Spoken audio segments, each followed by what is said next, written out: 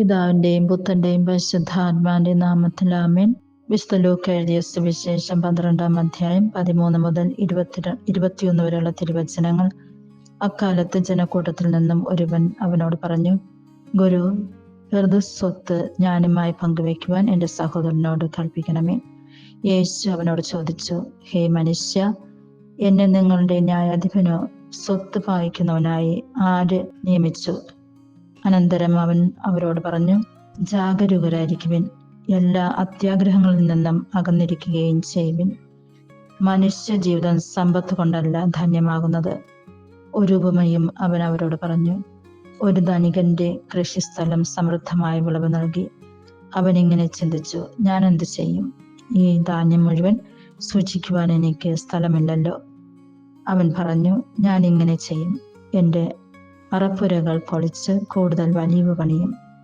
അതിൽ എൻ്റെ ധാന്യവും വിഭവങ്ങളും സംഭരിക്കും.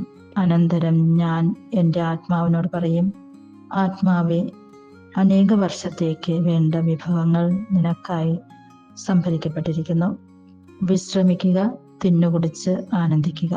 എന്നാൽ ദൈവം അവനോട് പറയും, പോശ, ഈ രാത്രി നിന്റെ ആത്മാവിനെ നിന്നിൽ നിന്നും ആവശ്യപ്പെടും. അപ്പോൾ നീ ഒരുക്കി വച്ചിരിക്കുന്നവ ആരുടേതാകും?